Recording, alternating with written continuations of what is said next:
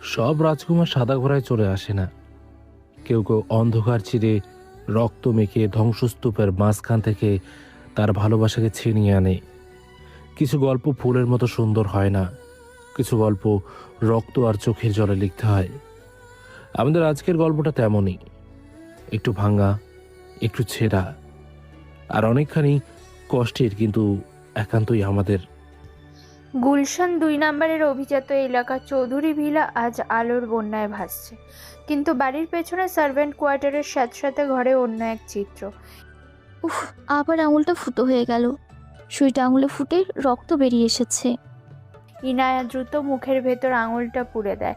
রক্ত চুষে ফেলার চেষ্টা করে সে, যাতে কাপড়ে দাগ না লাগে। আল্লাহ, আমার এই নসিব কেন লিখলে? এই ছেঁড়া কামিজটা সেলাই করতে করতেই তো রাত শেষ হয়ে যাবে। সে আয়নার দিকে তাকায়। আয়নার এক কোণ ভাঙা। নিজের প্রতিবিম্ব দেখে সে নিজেই চমকে ওঠে। চোখের নিচে কালশিটে দাগ, যেটা মেকআপ দিয়ে ঢাকার সাধ্য তার নেই। 11 বছর, 11 বছর হয়ে গেল।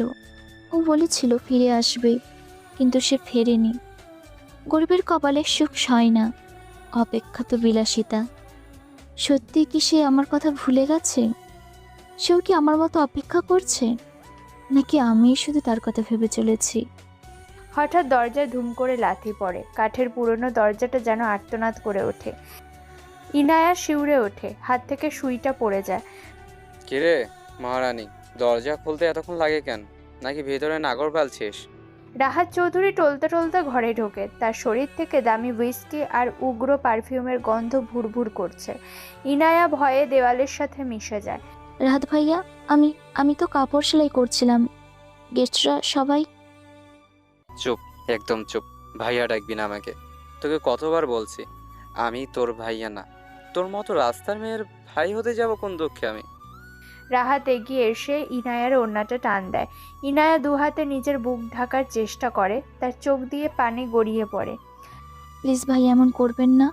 আল্লাহ দেখছেন, আজ আপনার এঙ্গেজমেন্ট। নিচের সবাই অপেক্ষা করছে। আল্লাহ দেখেছে।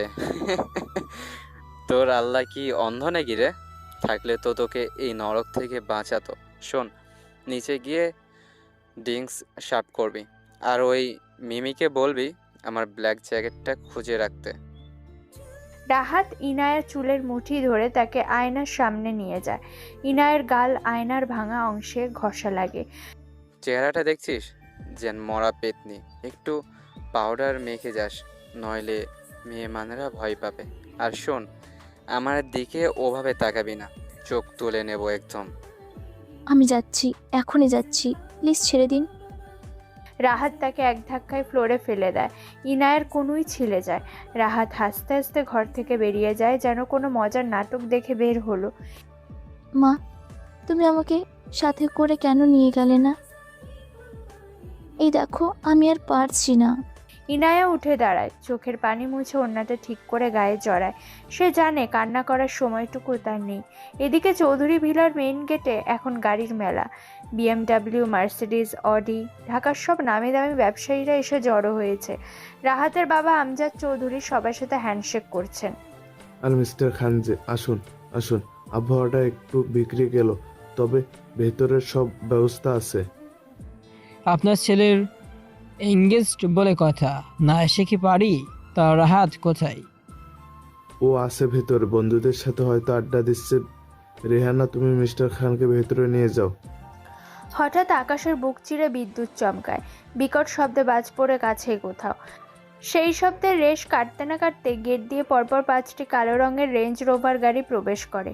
রাহাতের মা রেহানা বলে, ওমা, এতগুলো একই রকমের গাড়ি কার?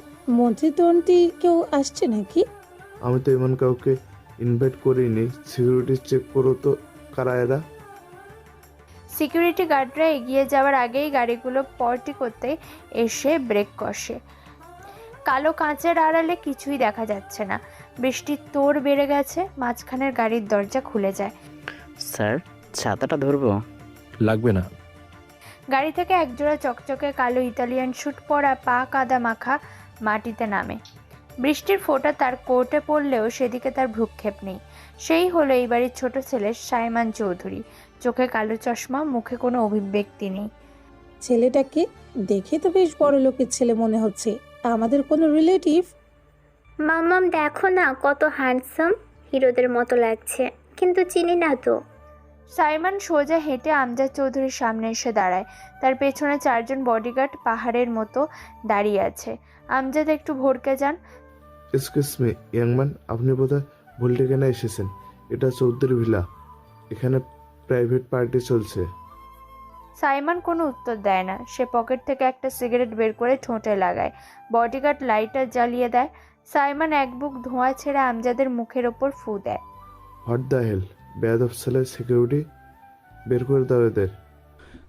গলা নামিয়ে কথা বলেন মিস্টার আমজাদ। যার সাথে কথা বলছেন তিনি এই বাড়ির আগামী মালিক। কি বলতে চাও তুমি? কে এই লোক? ইনি মিস্টার সাইমন চৌধুরী, লন্ডনের এসসি গ্লোবাল গ্রুপের সিইও, এবং আপনাদের ভাষায় 11 বছর আগে প্রবাসে যাওয়া আপনাদের অবাধ্য মেজ ছেলে। মুহূর্তের মধ্যে উৎসবের কোলাহল থেমে যায়। পিনপতন নীরবতা নেমে আসে। মিসেস রেহানা হাতে জুসের গ্লাসটা ধরে রাখতে পারেন না। সেটা হাত ফসকে মাটিতে পড়ে চুরমার হয়ে যায়। শারমান, আমাদের শারমান। সাইমন চশমাটা খোলে। তার চোখে আবেগের ছিটে ফোঁটাও নেই, আছে শুধু বরফের মতো শীতল চাউনি। সে একবার পুরো বাড়িটার দিকে তাকায়, তারপর মায়ের দিকে। আমার নামটা এখনো মনে আছে তাহলে? ভাবলাম রাহাতকে নিয়ে এত ব্যস্ত যে মরা ছেলের কথা ভুলে গিয়েছো। তুমি বেঁচে আছো আর লন্ডনে সিও, কিন্তু কি হবে? সেটা জানার যোগ্যতা আপনারা 11 বছর আগেই হারিয়ে ফেলেছেন। সরে দাঁড়ান। সাইমন কাউকে তোয়াক্কা না করে সোজা বাড়ির ভেতরে ঢুকে যায়। তার হাঁটার শব্দে যেন মেঝের মার্বেল পাথরগুলোও কেঁপে ওঠে। ড্রয়িং রুমে গিয়ে সাইমন সোফায় বসে, তার পায়ের ওপর পা তোলা। আত্মীয় স্বজনরা তাকে ঘিরে ধরেছে, সবাই তার প্রশংসা করতে ব্যস্ত, কিন্তু সাইমনের দৃষ্টি অস্থির। তার ফুপু বলেন, বাবা সাইমন, তুমি কত বড় হয়ে গেছো, মাশাল্লাহ, কি চেহারা হয়েছে। লন্ডনে কি করো তুমি? ব্যবসা করি, মানুষের দুর্বলতা কেনাবেচার ব্যবসা। উত্তরটা শুনে ফুপু চুপসে যান। সাইমন বিরক্ত হয়ে উঠে দাঁড়ায়। ওয়াশরুমটা কোন দিকে? বাড়ির ম্যাপ তো বদলে ফেলেছেন দেখছি। ভাইয়া, আমি দেখিয়ে দিয়েছি, এসো আমার সাথে। দরকার নেই, আমি চিনে নিতে পারবো। সাইমন ড্রয়িং রুম ছেড়ে করিডোর ধরে হাঁটতে থাকে, কিন্তু সে ওয়াশরুমে যায় না। তার পা তাকে নিয়ে যায় বাড়ির পেছনে সেই পুরনো অংশের দিকে, যেখানে কিচেন আর স্টোর রুম। গন্ধটা এখনো একই আছে, সাথে সাথে দেয়াল আর মশলার গন্ধ। কিচেনের পেছনের বারান্দাটা অন্ধকার, সেখানে পার্টির কোনো আলো পৌঁছায়নি। সাইমন আবছা অন্ধকারে দেখতে পায় কেউ একজন বসে বসে বিশাল বড় বড় হাঁড়ি পাতিল মাজছে। উফ, হাতটা জ্বলে যাচ্ছে, সাবানটা বড্ড কড়া।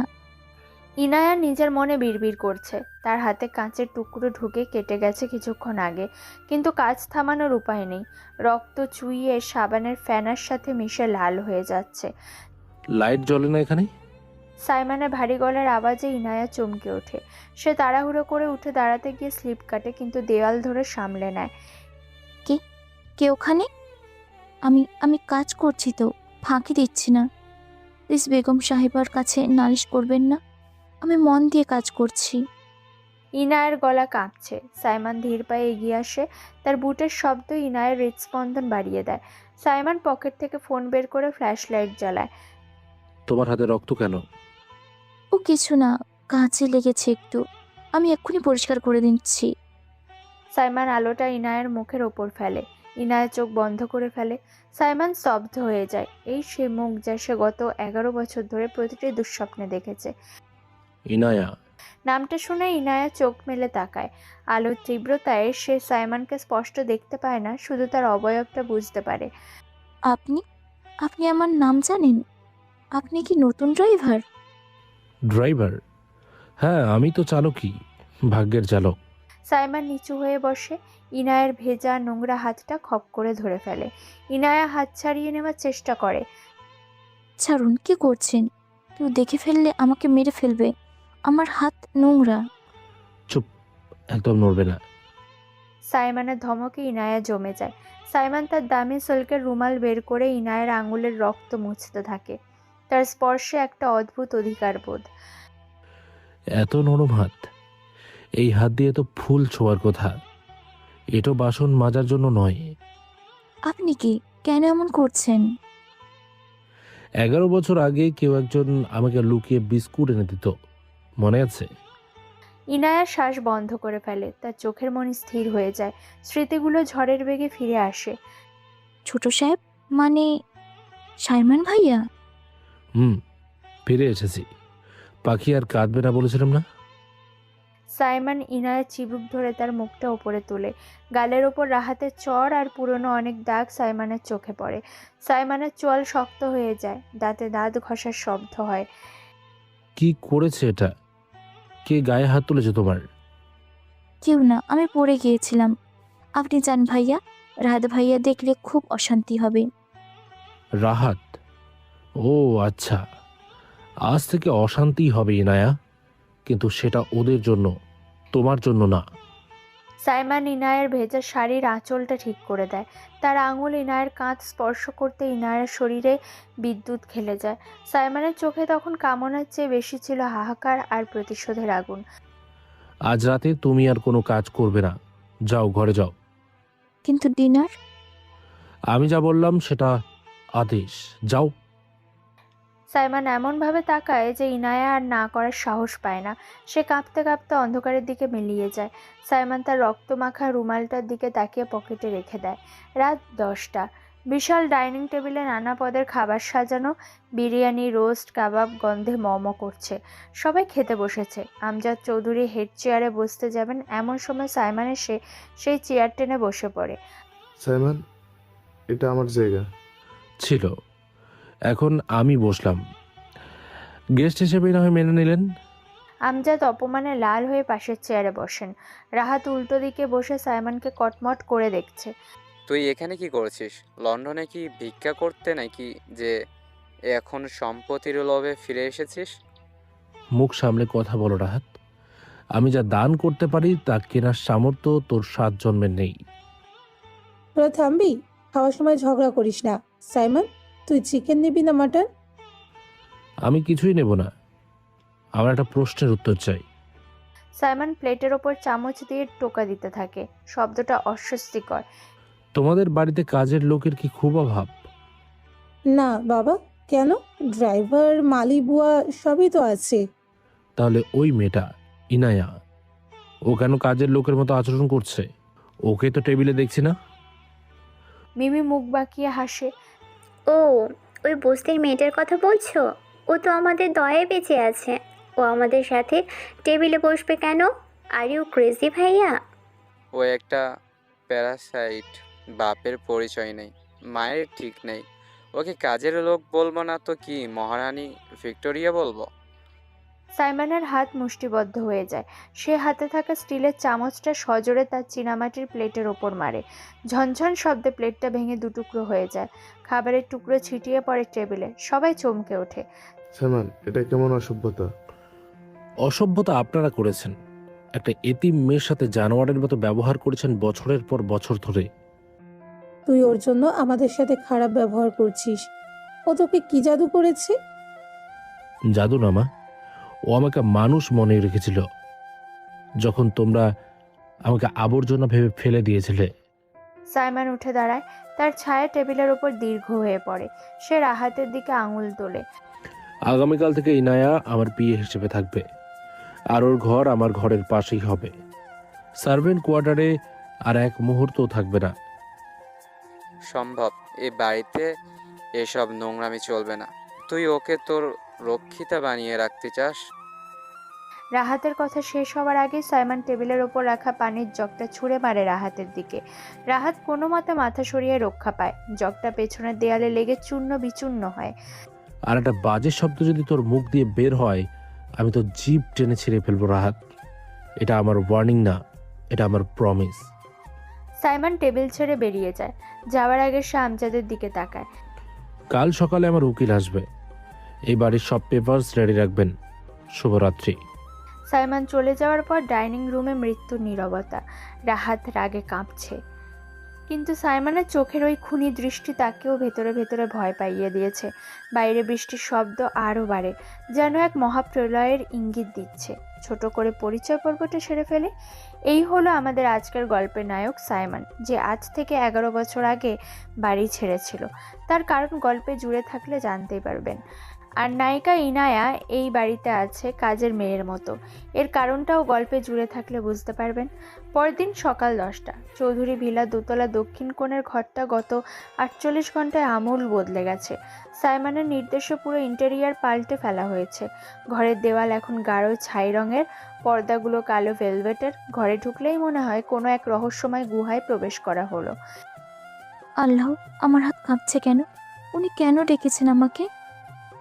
ইনায়া দরজার বাইরে দাঁড়িয়ে ওড়না ঠিক করছে। তার বুকে ধরফরানি। 11 বছর আগের সেই কিশোর সাইমন আর আজকের এই দোর্দণ্ড প্রতাপশালী সাইমনের মধ্যে আকাশ পাতাল তফাৎ।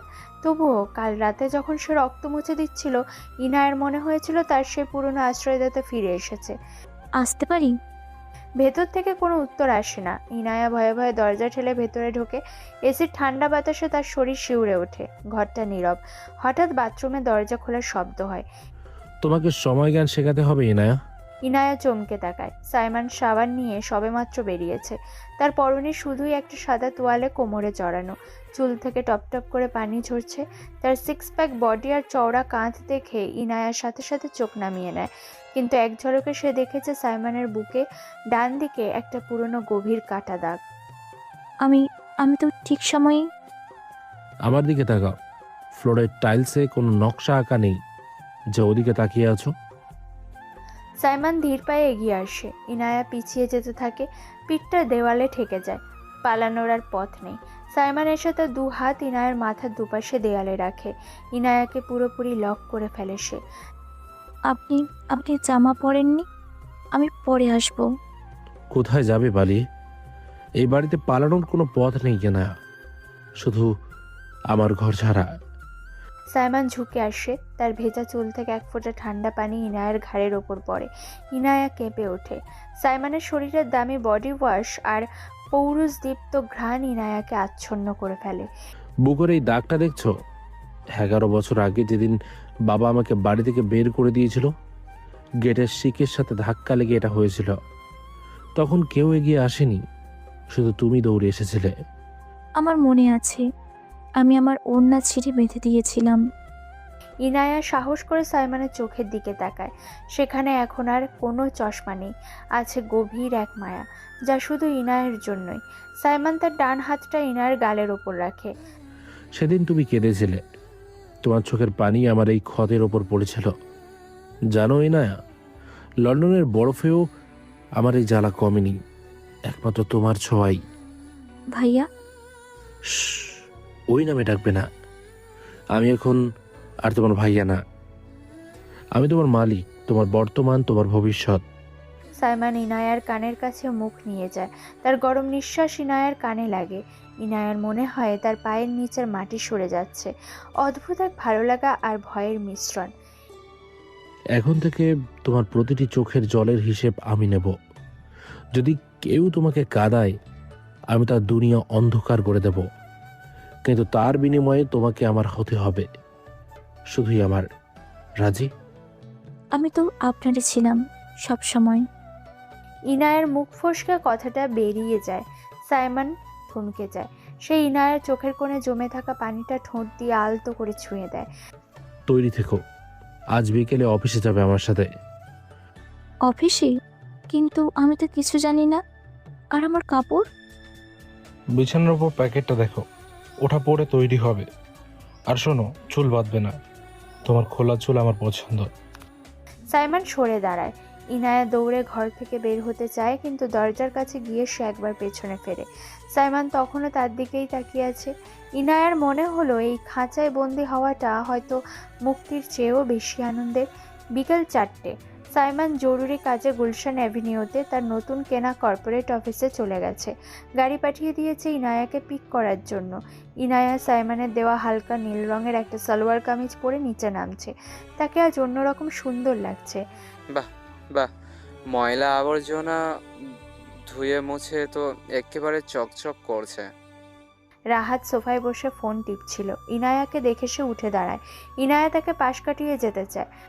সরুন, সাইমান সাহেব গাড়ি পাঠিয়েছেন, আমাকে যেতে হবে। সাইমান সাহেব, ওরে আমার সত্যি সাধ্যি 2 দিন আগেও তো আমার পায়ে ধুরঘুর করতি।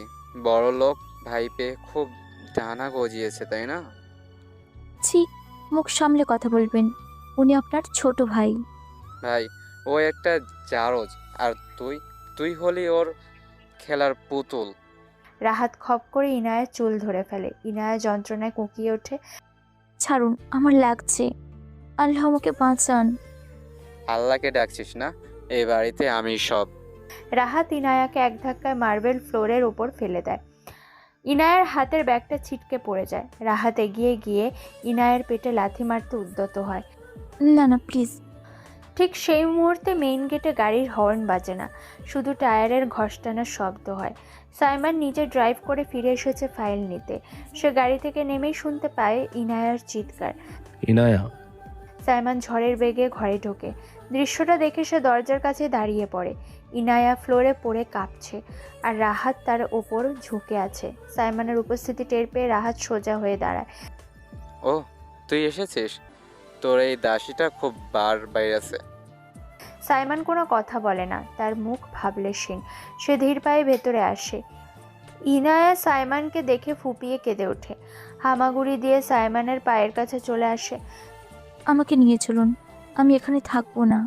ওঠো ইনায়া, গাড়িতে গিয়ে বসো। কিন্তু আপনি? আমি বললাম গাড়িতে গিয়ে বসো। সাইমনের গলার স্বর এতটাই ঠান্ডা ছিল যে ইনায়া আর দ্বিমত করতে পারে না।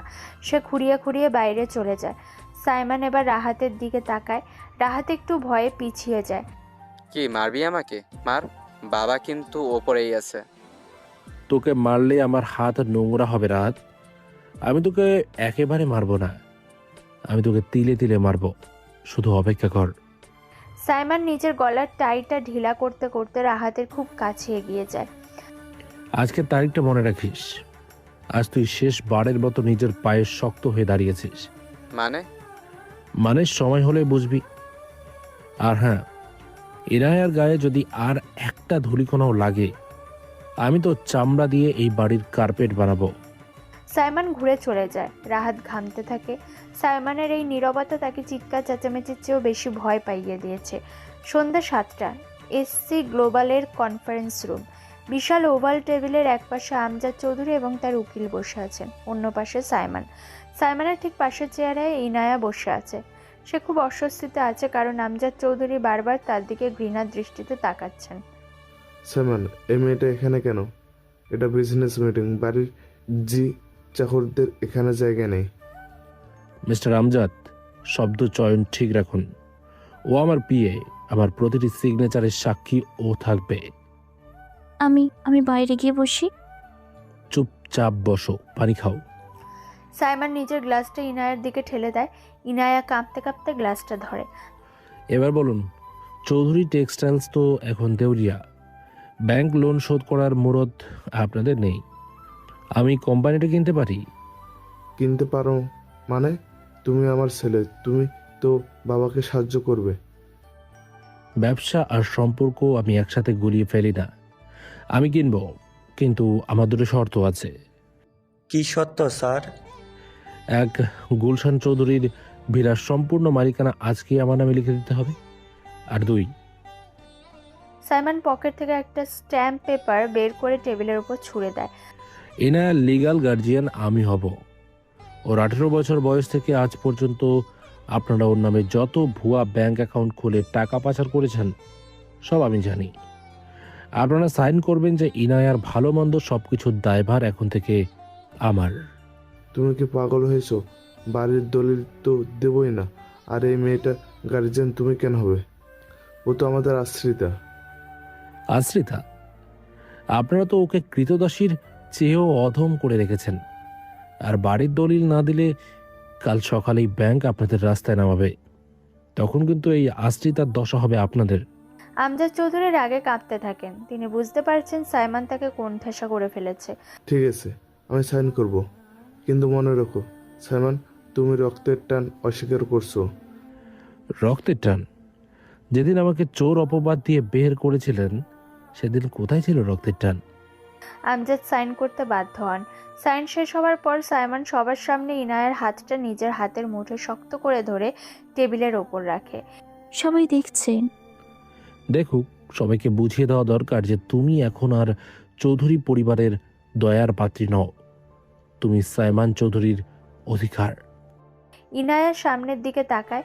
সাইমনের চোখে তখন বিজয়ের আনন্দ আর ইনায়ের প্রতি এক অদ্ভুত অধিকার বোধের আগুন জ্বলছে। ইনায়ের মনে হলো 11 বছরের অনাথ জীবন আজ শেষ হলো। সে এখন আর একা নয়। মিটিং শেষে বাড়ি ফিরতে রাত 1টা বেজে যায়। গাড়িতে এসে বেশি থাকায় ইনায়ের শরীরটা আগে থেকেই খারাপ লাগছিল। তার উপর সারাদিনের ধকল আর রাহাতের অত্যাচার। বাড়ি ফিরে সে সোজা সার্ভেন্ট কোয়ার্টারে চলে যায়, কারণ সাইমন এখনও তাকে নিজের ফ্লোরে শিফট করার অফিসিয়াল নির্দেশ বাড়ির অন্যদের দেয়নি। মাথাটা ফেটে যাচ্ছে মাগো। রাত 3টে। বাইরে মুষলধারে বৃষ্টি শুরু হয়েছে। ইনায়ের জীর্ণ ঘরের জানালা দিয়ে বৃষ্টির ছাঁট আসছে। সে কাঁথা মুড়ি দিয়ে থরথর করে কাঁপছে। তার শরীর জ্বরে পুড়ে যাচ্ছে। পানি, একটু পানি। দোতলার সাইমনের ঘুম আসছে না। সে ল্যাপটপে কাজ করছিল, কিন্তু তার মন পড়ে আছে পেছনের ভাঙা ঘরটায়। এনায়া কি খেয়েছিলে রাতে? ওর মুখটা খুব শুকনো লাগছিল। সাইমন ল্যাপটপ বন্ধ করে উঠে পড়ে। সে ফ্ল্যাশ লাইট নিয়ে নিচে নামে। সার্ভেন্ট কোয়ার্টারের সামনে গিয়ে দেখে দরজাটা বাতাসে বাড়ি খাচ্ছে। ইনায়া, সাইমন ভেতরে ঢুকে দেখে ইনায়া ফ্লোরে গুটিসুটি মেরে শুয়ে আছে। সে দ্রুত ইনায়ার কপালে হাত দেয়। আগুনের মতো গরম। শিট, এত জ্বর ইনায়া?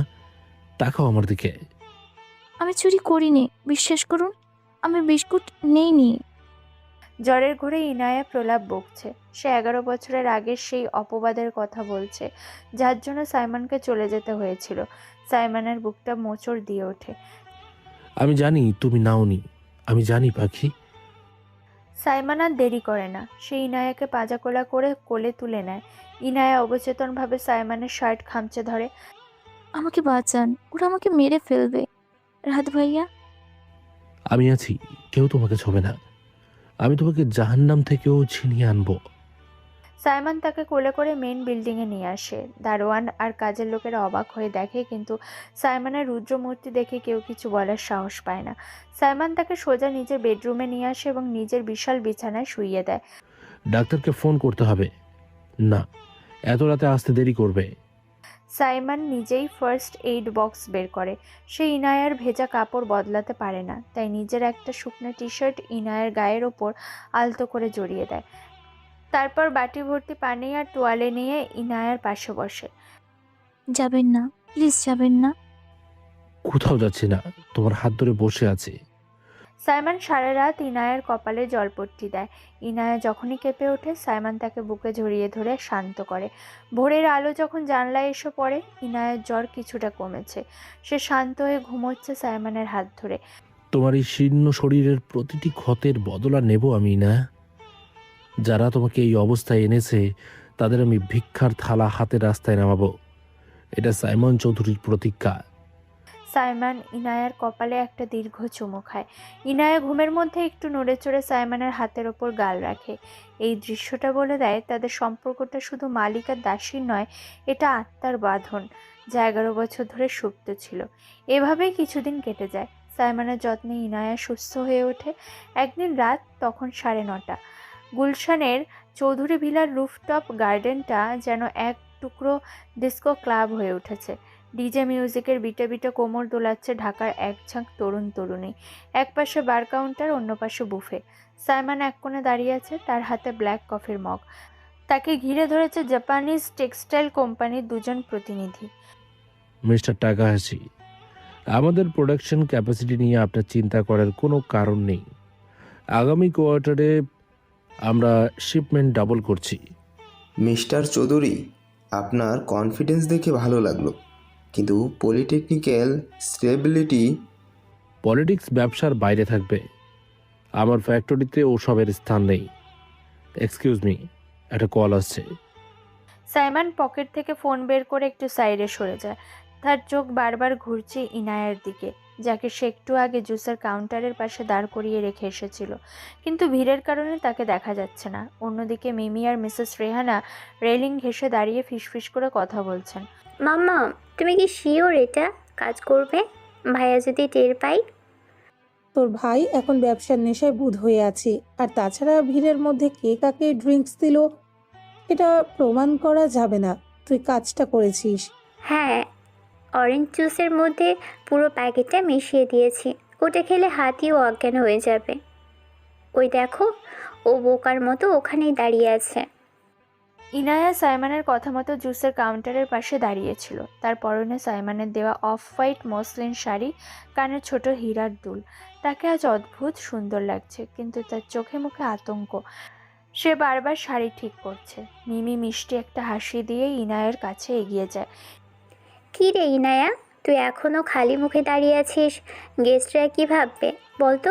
আমরা তোকে না খাইয়ে রেখেছি। না আপু, আসলে খিদে নেই। সাইমন সাহেব বললেন এখানেই থাকতে। আরে ভাইয়া তো বিজি, দেখছিস না? ওই জাপানিজদের সাথে কথা বলছে। ও এখন সহজে ফ্রি হবে না। তুই বরং এই জুসটা খা, তোর মুখটা একদম শুকিয়ে গেছে। নে ধর। না আপু, থাক না। নে বলছি। মা ওদিক থেকে তাকিয়ে আছে। সিনক্রেট করিস না তো। ইনায়া বাধ্য হয়ে মিমির হাত থেকে গ্লাসটা নেয়। মিসেস রেহানা দূর থেকে চোখের ইশারা করেন। ইনায়া এক নিঃশ্বাসে গ্লাসটা শেষ করে ফেলে। তার গলাটা শুকিয়েছিল। আপু, আমি গ্লাসটা রেখে আসি। হ্যাঁ যা। আর শোন, রাহাত ভাইয়া তোকে খুঁজছিল। গেস্ট রুমের দিকে মনে হয় কিছু দরকার, একটু দেখে আসিস। রাহাত ভাইয়া, কিন্তু আমি। আহ, যা তো, ভাইয়ের কথা শুনবি না। ইনায়া ধীর পায়ে সিঁড়ির দিকে এগোয়। মিনিট 5 যেতে না যেতেই তার মাথাটা চক্কর দিয়ে ওঠে। মেঝের কার্পেটটা যেন দুলছে। দেওয়ালের আলোগুলো ঝাপসা হয়ে আসছে। আল্লাহ, এমন লাগছে কেন মাথাটা? ইনায়া দেওয়াল ধরে দাঁড়ায়। সে চেষ্টা করে সাইমনের দিকে তাকাতে, কিন্তু ভিড়ের মধ্যে সাইমনকে আর দেখা যাচ্ছে না। হঠাৎ তার কোমরে একটা শক্ত হাতের স্পর্শ পায় সে। কিরে, শরীর খারাপ লাগছে? একা একা দেওয়ালে ঠেস দিয়ে দাঁড়িয়ে আছিস যে? সরুন রাহাত ভাইয়া, আমার ভালো লাগছে না। আমি উপরে যাব, সাইমন সাহেবের কাছে। আরে, তোর শাইমান সাহেব তো এখন কোটি টাকার ডিল সাইন করতে ব্যস্ত। তোর দিকে তাকানোর সময় কি তার আছে? আই, আমি তোকে একটু রেস্ট দেওয়ার ব্যবস্থা করি। না, আমাকে ছোবেন না। ইনায়া রাহাতকে ধাক্কা দিতে চায়, কিন্তু তার হাতে কোনো শক্তি নেই। রাহাত তাকে প্রায় পাঁজাকোলা করে ধরে ফেলে। রাহাতের মুখ থেকে মদের উটকো গন্ধ আসছে। এত ছটপট করছিস কেন? আজ তোকে এমন সুখ দেব যে তোর ওই লন্ডনী হিরোকেও ভুলে যাবে। চল আমার সাথে। Simon, Simon. ইনায়ার মুখ দিয়ে কথা বের হচ্ছে না, শুধু গোঙানি। রাহাত তাকে টানতে টানতে করিডোরের শেষ মাথায় গেস্ট রুমের দিকে নিয়ে যায়। আশেপাশে 2-1 গেস্ট তাকালেও রাহাতের উগ্র মূর্তি দেখে কেউ কিছু বলার সাহস পায় না। রাহাত ইনায়াকে গেস্ট রুমে নিয়ে গিয়ে এক ধাক্কায় বিছানায় ফেলে দেয়। ইনায়া বিছানার চাদর খামচে ধরে উঠে বসার চেষ্টা করে, কিন্তু শরীরটা তার নিয়ন্ত্রণে নেই। কতদিন ধরে প্ল্যান করেছি জানিস? সে ছোটবেলা থেকে তোকে দেখছে। সাইমান এসে সব মাটি করে দিয়েছিল, কিন্তু আজ আর কেউ নেই। প্লিজ ভাইয়া, আমি আপনার ছোট বোনের মতো, আমাকে যেতে দিন। আল্লাহ ওয়াস্তে। বোন? তুই তো আমার বাপের কাজের বেটির মেয়ে, তোকে বোনের চোখে দেখবো? আজ তোকে নিজের আসল জায়গাটা বুঝিয়ে দেবো। রাহাত নিজের জ্যাকেটটা খুলে ফ্লোরে ছুঁড়ে মারে। তার চোখ লাল, কামনায় উন্মত্ত। সে বিছানায় উঠে ইনায়ার পায়ের কাছে বসে। ইনায়া পেছাতে পেছাতে হেডবোর্ডের সাথে মিশে যায়। না, কাছে আসবেন না। ইনায়া সাইড টেবিল থেকে একটা ভারী ক্রিস্টালের ফুলদানি তুলে নেয়। তার হাত কাঁপছে। রাহাত ঝাঁপিয়ে পড়তে ইনায়া সর্বশক্তি দিয়ে রাহাতের মাথায় বাড়ি মারে। না শালি, তুই আমাকে মারলি? রাহাতের কপাল ফেটে রক্ত বের হয়, কিন্তু এতে সে দমে না গিয়ে আরও হিংস্র হয়ে ওঠে। সে এক থাবায় ইনায়ার হাত থেকে ফুলদানিটা কেড়ে নিয়ে দূরে ছুঁড়ে ফেলে। কাঁচ ভাঙা ঝনঝন শব্দ হয়। রাহাত ইনায়ার চুলের মুঠি ধরে তাকে বিছানায় চেপে ধরে। বাঁচান, কে আছো? সাইমন ভাইয়া। চেঁচিয়ে লাভ নেই, বাইরে ডিজে বাজছে। তোর সাইমান এখন টাকার গন্ধে মাতাল, তোর গায়ের গন্ধে সে পাবে না। রাহাত ইনায়ার শাড়ির আঁচল টান দিয়ে ফেলে দেয়। ইনায়া 2 হাতে রাহাতের মুখ খামচে ধরে নখ দিয়ে আঁচড় কাটে। রাহাত যন্ত্রণায় গর্জন করে ওঠে এবং ইনায়ের গালে সজোরে চড় মারে। ইনায়ের ঠোঁট ফেটে রক্ত গড়িয়ে পড়ে। Simon, Simon. এদিকে ছাদে সাইমন ফোনে কথা বলছিল। হঠাৎ তার বুকের ভেতরটা ধক করে ওঠে। এক অজানা আশঙ্কায় তার হাত থেকে কফির মগটা পড়ে গিয়ে চুরমার হয়ে যায়। মিউজিকের বিকট শব্দের মাঝেও তার মনে হলো কেউ তাকে ডাকছে। আর্তনাদটা তার খুব চেনা। Inaya, mister Chowdhury, are you okay? Sorry, meeting is over. Simon কাউকে কিছু বলার সুযোগ না দিয়ে দৌড় দেয়। তার সিক্স সেন্স বলছে ইনায়া বিপদে। সে পাগলের মতো ভিড় ঠেলে সিঁড়ির দিকে যায়। মিমি তাকে আটকানোর জন্য সামনে এসে দাঁড়ায়। ভাইয়া তুমি এভাবে দৌড়চ্ছ কেন? গেস্টরা কি ভাববে? ইনায়া কোথায় মিমি? ইনায়া কোথায়? আমি কি জানি, হয়তো ওয়াশরুমে গেছে। তুমি এত হাইপার হচ্ছ কেন? মিথ্যা বলবি না আমার সাথে, সরে দাঁড়া। সাইমন মিমিকে এক ধাক্কায় সরিয়ে দেয়। মিমি ছিটকে গিয়ে রেলিংয়ে ধাক্কা খায়। সাইমন 3টে করে সিঁড়ি টপকে নিচে নামে। দোতলার করিডোর ফাঁকা, কিন্তু গেস্ট রুমের দিক থেকে ধস্তাধস্তির শব্দ আসছে। সাইমন গেস্ট রুমের দরজার সামনে এসে দাঁড়ায়। ভেতর থেকে ইনায়ের কান্নার আওয়াজ আর রাহাতের অশালীন গালিগালাজ শোনা যাচ্ছে। সাইমনের মনে হলো তার শরীরের সব রক্ত মাথায় উঠে গেছে। রাহাত, দরজা খোল, আমি বলছি দরজা খোল। ভেতর থেকে কোনো উত্তর আসে না। সাইমন দরজার হাতল ধরে মোচড় দেয়, কিন্তু সেটা লক করা। সে পিছিয়ে গিয়ে দরজা সজোরে কাঁধ দিয়ে ধাক্কা মারে। দরজাটা নড়ে ওঠে, কিন্তু খোলে না। খুলবি না? ঠিক আছে। সাইমন করিডোরের দেয়ালে ঝোলানো লাল রঙের ফায়ার এক্সটিংগুইশার সিলিন্ডারটা নামিয়ে নেয়। ভারী সিলিন্ডারটা 2 হাতে তুলে সে দরজার লকের ওপর আঘাত করে। 1 বার, 2 বার, 3 বার। ঠাস করে লক ভেঙে দরজাটা হা হয়ে যায়। ইনায়া, ভেতরে দৃশ্য দেখে সাইমন এক মুহূর্তের জন্য পাথর হয়ে যায়। ইনায়ার ব্লাউজের হাতা ছেঁড়া, সে আধ উলঙ্গ অবস্থায় বিছানায় কুঁকড়ে আছে, আর রাহাত তার উপর চড়াও হয়ে আছে। সাইমনের চোখ দিয়ে তখন আর মানুষের দৃষ্টি বের হচ্ছে না, বের হচ্ছে পশুর মতো হিংস্রতা। কে সাইমান? রাহাত ঘুরে তাকাতেই সাইমন বাঘের মতো ঝাঁপিয়ে পড়ে তার উপর। সে রাহাতকে কলার ধরে বিছানা থেকে নিচে ফ্লোরে আছাড় মারে। তুই মরবি, আজ তুই আমার হাতে মরবি। সাইমন রাহাতের বুকের ওপর চড়ে বসে। কোনো টেকনিক নয়, কোনো স্টাইল নয়, স্রেফ বুনো আক্রোশে ঘুষি মারতে থাকে রাহাতের মুখে। এক একটা ঘুষিতে রাহাতের নাক মুখ থেতলে যাচ্ছে। রক্ত ছিটকে সাইমনের সাদা শার্ট, কলার, এমনকি চশমাতেও লাগছে। মাপ আমি ভাই, তুই একটা নরকের কীট। আজ তোকে পিষে মারবো আমি। ইনায়া বিছানার এক কোণে চাদর জড়িয়ে কাঁপছে। সে চোখ বন্ধ করে আছে। সাইমনের এই রূপ সে কখনো দেখেনি। এদিকে আওয়াজ শুনে আমজাদ চৌধুরী, রেহানার সিকিউরিটি গার্ডরা দৌড়ে আসে। সাইমন, থামো, কি করছিস তুই? ওকে মেরে ফেলবি নাকি? ওরে বাবারে, আমার ছেলেটাকে মেরে ফেলবে কে? ওরা থামা ওকে। আমজাদ চৌধুরী সাইমনের কাঁধ ধরে টান দেয়। সাইমন এক ঝটকায় বাবাকে সরিয়ে দেয়। আমজাদ টাল সামলাতে না পেরে দেওয়ালে ধাক্কা খান। সাইমন উঠে দাঁড়ায়। রাহাত তখন অজ্ঞান প্রায়, মুখ দিয়ে ফেনার মতো রক্ত বের হচ্ছে। কেউ সামনে আসবেন না। সাইমন তার কোটের পকেট থেকে একটা কালো রঙের পিস্তল বের করে, গ্লক 19। সে পিস্তলটা সোজা আমজাদ চৌধুরীর দিকে তাক করে। সবাই ভয়ে দুপা পিছিয়ে যায়। মিসেস রেহানা চিৎকার করে মুখ চেপে ধরেন। সাইমন, তুমি বাবার গায়ে গুলি চালাবে? বাবা? আপনি বাবা?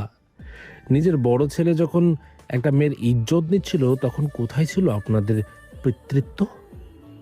আপনারা মানুষ না, আপনারা জানোয়ার। আর জানোয়ার মারতে আমার হাত কাঁপবে না। ও তো মাতাল ছিল বাবা, ভুল হয়ে গেছে, মাফ করে দে। ভুল?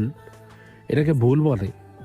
11 বছর আগে আমি একটা বিস্কুট নিয়েছিলাম বলে আমাকে চোর বলে বের করে দিয়েছিলেন, আর আজ আপনাদের এই সুপুত্র একটা মেয়ের জীবন শেষ করে দিচ্ছিল, সেটা ভুল? সাইমন পিস্তলটা রাহাতের দিকে তাক করে। রাহাত গোঙাচ্ছে। সাইমন ট্রিগারে আঙুল রাখে। ইনায়াত, তুমি বলো, আমি কি এর খড়িটা উড়িয়ে দেব? তুমি যা বলবে তাই হবে। না না না সাইমন, আমাকে নিয়ে চলুন এখান থেকে, আমার দম বন্ধ হয়ে আসছে। ইনায়ের ক্ষীণ কণ্ঠস্বর শুনে সাইমন পিস্তলটা নামায়। সে ফিরে তাকায় ইনায়ের দিকে। তার চোখের আগুন নিমেষে নিভে গিয়ে সেখানে এক সমুদ্র বেদনা ফুটে ওঠে। সাইমন পিস্তলটা কোমরে গুজে বিছানার দিকে এগিয়ে যায়। সে নিজের গায়ের রক্তমাখা কোটটা খুলে ইনায়ের গায়ে জড়িয়ে দেয়। ইনায়ের শরীর তখনও থরথর করে কাঁপছে। ভয় নেই, আমি আছি তো, তাকাও আমার দিকে। আমি অপবিত্র হয়ে গেছি, আমাকে ছোবেন না। চুপ, খবরদার একথা বলবে না। তুমি পবিত্র ছিলে, আছে এবং থাকবে। নোংরা তো ওরা, ওদের রক্ত। সাইমন ইনায়াকে পাঁজাকোলা করে কোলে তুলে নেয়। ইনায়া সাইমনের গলা জড়িয়ে ধরে বুকে মুখ লুকায়। সাইমন তাকে নিয়ে রুম থেকে বের হয়। করিডোরে তখন বাড়ির সব চাকর বাকর, গেস্ট আর আত্মীয়রা জড়ো হয়েছে। সবাই হাঁ করে তাকিয়ে আছে। সবাই ভালো করে শুনে রাখুন, আজ থেকে ইনায়া শুধু আমার। ওর পরিচয় ও চৌধুরী বাড়ির কেউ না, ও সাইমন চৌধুরীর। ওর দিকে যদি কেউ চোখ তুলেও তাকায়, আমি তার চোখ উপড়ে নেব। আর এই বাড়ি, সাইমন আমজাদ চৌধুরীর দিকে তাকায়। এই নরকপুরি আজ থেকে আমার দখলে। মিস্টার আমজাদ, আমি আপনাকে কাল সকাল 10টা পর্যন্ত সময় দিলাম। এর মধ্যে আপনার এই জানোয়ার ছেলে আপনার স্ত্রী আর মেয়েকে নিয়ে আমার চোখের সামনে থেকে দূর হবেন, নইলে পুলিশের গাড়ি নয়, লাশবাহী গাড়ি আসবে। সাইমন, আমরা কোথায় যাব? রাস্তায়, যেখানে আপনারা আমাকে পাঠিয়েছিলেন। হিসেব বরাবর হবে। সাইমন আর কোনো কথা বলে না। সে গটগট করে হেঁটে সিঁড়ি দিয়ে নামে। বৃষ্টির তোড় আরও বেড়েছে। সাইমন ইনায়াকে কোলে নিয়ে বৃষ্টির মধ্যে দিয়ে হেঁটে গাড়ির কাছে যায়। ড্রাইভার দৌড়ে এসে দরজা খুলে দেয়। Airport immediately. জি স্যার। সাইমন গাড়ির পেছনের সিটে বসে ইনায়াকে নিজের কোলের ওপর বসিয়ে রাখে। ইনায়া তখনও সাইমনের শার্ট শক্ত করে ধরে আছে।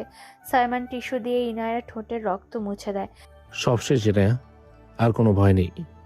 আমরা অনেক দূরে চলে যাচ্ছি। আপনি আপনি আমাকে ঘৃণা করবেন না তো? ঘৃণা? পাগল মেয়ে, আমি তোমাকে আমার জীবনের চেয়েও বেশি ভালোবাসি। আজ যা হলো তা ভুলে যাও। মনে করো এটা একটা দুঃস্বপ্ন ছিল। সাইমন ইনায়ার কপালে আলতো করে চুমু খায়। ইনায়া সেই স্পর্শে যেন প্রাণ ফিরে পায়। সে সাইমনের বুকে মাথা রেখে জ্ঞান হারায়। সাইমন জানালার বাইরে তাকায়। বৃষ্টির ঝাপটায় পেছনে চৌধুরী ভিলাটা অস্পষ্ট হয়ে আসছে। আমি ফিরে এসেছিলাম ধ্বংস করতে, ধ্বংস হয়ে গেছে। এবার শুধু গড়ার পালা। গাড়িটা দ্রুত গতিতে বিমানবন্দরের দিকে ছুটে চলে। পেছনে পড়ে থাকে এক ধ্বংসস্তূপ, আর সামনে এক নতুন ভোরের অপেক্ষা। পরের দিন লন্ডনের কেনারি ওয়ার্ফ টাওয়ারের 45 তলার পেন্ট হাউস। জানালার বাইরে তুষারপাত হচ্ছে। টেমসের পানি জমে বরফ। ঘরের ভেতরটা উষ্ণ। ফায়ারপ্লেসে কাঠ পোড়ার শব্দ হচ্ছে। বিশাল কিং সাইজ বেডে মখমলের চাদরের নিচে নড়ে ওঠে ইনায়া। তার শরীরে এখনো ব্যথানাশক ওষুধের প্রভাব। সে ধীরে ধীরে চোখ মেলে। ছাদটা অনেক উঁচুতে, ঝাড়বাতি ঝুলছে। সে উঠে বসার চেষ্টা করে, কিন্তু মাথায় ঝিম ধরা ভাব। জানালার দিকে তাকাতে সে স্তব্ধ হয়ে যায়। বিশাল চাকা ঘুরছে। London I.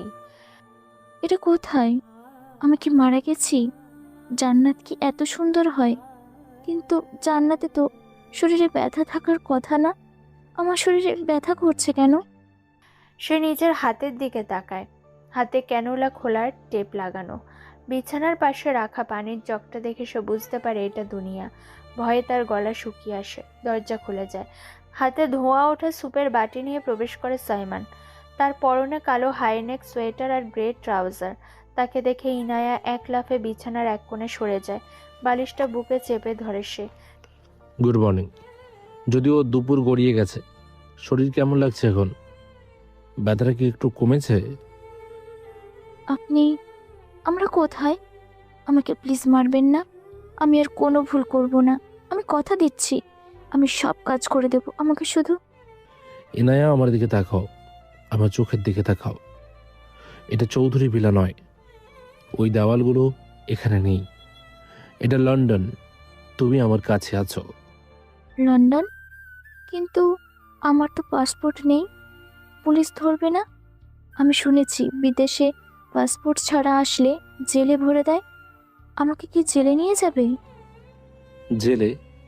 তোমাকে জেলে নেওয়ার আগে পুলিশকে আমার লাশের উপর দিয়ে যেতে হবে। আর পাসপোর্টে চিন্তা করছো? সাইমন চৌধুরী যখন কিছু ছিনিয়ে আনে তখন কাগজের টুকরো লাগে না। তুমি নিরাপদ। নিরাপদ? গরিবের কোনো নিরাপত্তা থাকে না সাইমন সাহেব। আমি জানি আপনি দয়া করেছেন, কিন্তু এই দয়ার দাম আমি কিভাবে দেব? আমার কাছে তো কিছুই নেই। ওই ছেঁড়া কাপড়গুলো ছাড়া আমার আর কোনো সম্বল নেই। দয়ার দাম দিতে হবে না, কিন্তু ঋণ শোধ করতে হবে। 11 বছর আগে যে ঋণ তুমি আমাকে দিয়েছিলে, এক মুঠো বিস্কুট আর এক গ্লাস পানির ঋণ, সেই ঋণের সুদে আসলে এই পেন্ট হাউস, এই লন্ডন শহর সব তোমার। আপনি এসব কি বলছেন? আমি সামান্য কাজের মেয়ে। আমাকে বড়জন রান্নাঘরে জায়গা দেওয়া মানায়। এই মখমলির বিছানায় আমাকে শুতে দিলে পাপ হবে। আমাকে নামিয়ে দিন, ফ্লোরে শুতে দিন। আর একবার যদি নিজেকে কাজের মেয়ে বলো, আমি কিন্তু সত্যি রেগে যাবই না। তুমি জানো না তুমি আমার কাছে কি। আচ্ছা, স্যুপটা ঠান্ডা হয়ে যাচ্ছে, আগে খেয়ে নাও। আমার খিদে নেই। তাছাড়া আমি তো হাত মুখ ধুইনি এই নোংরা শরীরে। শরীর নোংরা হয় নাই না, মন নোংরা হয়। আর তোমার মন কাচের মতো স্বচ্ছ। নাও, হা করো। সাইমন বিছানার পাশে বসে চামচে স্যুপ তুলে ইনায়ের মুখের সামনে ধরে। ইনায়া দ্বিধায় ভোগে। সাইমনের চোখে এমন এক গভীরতা যা সে আগে দেখেনি। সে ধীরে ধীরে হা করে। স্যুপ খাবার সময় ইনায়ার ঠোঁট কাঁপছিল। গরম, খুব গরম। সরি, আমি ফু দিয়ে দিচ্ছি। আসলে তোমাকে জ্ঞান ফিরতে দেখে আমি আর ঠিক থাকতে পারিনি। মনে হচ্ছিল জীবনটা ফিরে পেলাম। কেন? আমি মরে গেলে তো আপনার আপদ বিদায় হতো। এই বাড়িতে তো সবাই সেটাই চাইতো। ওরা মানুষ না, ওরা জানোয়ার। আর আমি কি ওদের মতোই? আমার জন্য কি তুমি শুধুই আপদ? আমি জানি না, আপনি অনেক বড় মানুষ।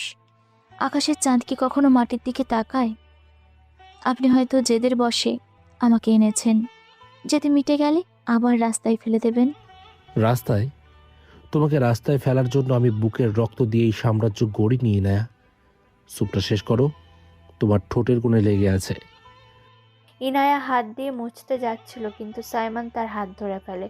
সাইমন নিজের বুড়ো আঙুল দিয়ে ইনায়ার চিবুকে সেই স্যুপের ফোঁটাটা আলতো করে মুছে নেয়। তারপর ইনায়ার চোখের দিকে তাকিয়ে সেই আঙুলটা নিজের মুখে পুরে চুষে নেয়। ইনায়ার শ্বাস আটকে আসে, বুক ধড়ফড় করতে থাকে। মিষ্টি, তোমার ছোঁয়া লাগলে বিষ অমৃত হয়ে যায়। আর তুমি ভাবছো আমি তোমাকে ফেলে দেবো? আপনার এই চাউনি আমার ভয় করছে সাইমন সাহেব। এমন করে তাকাবেন না। আমার মনে হয় আমি আবার জ্বলে পড়ে যাব। জ্বর পড়লে আমি আছি। সারা জীবন তোমার শিওরে বসে থাকবো। কিন্তু এখন তোমাকে সুস্থ হতে হবে, কারণ আজ সন্ধ্যায় আমাদের একটা জরুরি কাজ আছে। কাজ? কি কাজ? আমি তো অসুস্থ, রান্না করতে পারবো না। আবার রান্না? বোকামে। আজ সন্ধ্যায় আমরা এমন একটা বাঁধনে জড়াচ্ছি যার পর তোমাকে আর কেউ হুকুম করতে পারবে না, এমনকি আমিও না। বন্ধনে? কিসের বন্ধন? তুমি শুধু দেখো। সাইমন আর কিছু বলতে দেয়নি ইনায়াকে। দেখতে দেখতে বিকেল হয়। সাইমন ইনায়াকে ফ্রেশ হতে বলেছে। বাথরুমটা ইনায়ার আগের পুরো ঘরের চেয়েও বড়। চারপাশ আয়না দিয়ে ঘেরা। ইনায়া শাওয়ার ছেড়ে দিয়ে আয়নার সামনে দাঁড়ায়। গরম পানির ভাপে আয়না কিছুটা ঘোলাটে, কিন্তু তার শরীরের দাগগুলো স্পষ্ট। সে আয়নার কাঁচ মুছে নিজের পিঠের দিকে তাকায়। ইয়া আল্লাহ, এ আমি কি দেখছি? পিঠের চামড়াটা এখনো লাল হয়ে আছে। হাতের কনুইতে সিগারেটের ছ্যাঁকা, পায়ে শিকলের দাগ। আমি তো একটা মরা লাশ। সাইমন সাহেব, এই পচা শরীর দেখলে বমি করে দেবেন। ছি, আমি কিভাবে ওনার সামনে দাঁড়াবো? ইনায়া নিজের গায়ের ওপর সাবান ডলতে থাকে পাগলের মতো। সে চায় এই দাগগুলো মুছে ফেলতে, কিন্তু দাগগুলো আত্মার সাথে মিশে গেছে।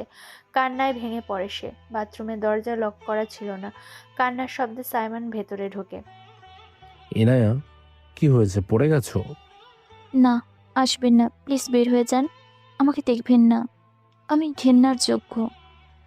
ইনায়া দ্রুত একটা বড় তোয়ালে দিয়ে নিজের শরীর ঢাকার চেষ্টা করে, কিন্তু তার ভেজা শরীর আর ছড়ানো চুল তাকে ঢাকতে পারে না। সে দেয়ালের কোণে গুটিয়ে যায়। সাইমন ধীর পায়ে এগিয়ে আসে, তার পরনে সাদা পাঞ্জাবি। সে কোনো কথা না বলে ইনায়ার হাত থেকে তোয়ালেটা সরিয়ে দেয় না, বরং ইনায়ার কাঁধ স্পর্শ করে। লুকাচ্ছ কেন? কার কাছে লুকাচ্ছ? যে তোমাকে 11 বছর ধরে নিজের প্রতিটি নিঃশ্বাস অনুভব করেছে তার কাছে? আমি কুৎসিত, আমার শরীরটা নষ্ট করে দিয়েছে ওরা। আপনি নিখুঁত, আপনি সুন্দর। আমার মতো দাগি কাউকে আপনার মানায় না। দয়া করে আমাকে ছেড়ে দিন। চুপ, একদম চুপ। আমার দিকে তাকাও। আয়নায় তাকাও ইনায়া। সাইমান ইনায়াকে জোর করে ঘুরিয়ে আয়নার সামনে দাঁড় করায়। সাইমান তার পেছনে দাঁড়িয়ে ইনায়ার ভেজা চুলগুলো একপাশে সরিয়ে দেয়। ইনায়ার পিঠের দগদগে পুরনো দাগগুলো বেরিয়ে পড়ে। সাইমান আয়নার দিকে তাকিয়েই ইনায়ার কাঁধে চুমু খায়। সাইমন, না, ওগুলো ঘেন্নার দাগ। ভুল। এগুলো তোমার যুদ্ধের মেডেল। এই দাগগুলো প্রমাণ করে তুমি কতটা সহ্য করেছ। তুমিও ভেঙে পড়নি। আমার চোখে এই দাগগুলো পৃথিবীর সবচেয়ে দামি নকশা। আমি এই দাগগুলো কি ভালোবাসি ইনায়া। আপনি মিথ্যে বলছেন। কেউ এমন দাগ ভালোবাসতে পারে না। পুরুষের চোখ সুন্দর চামড়া খোঁজে।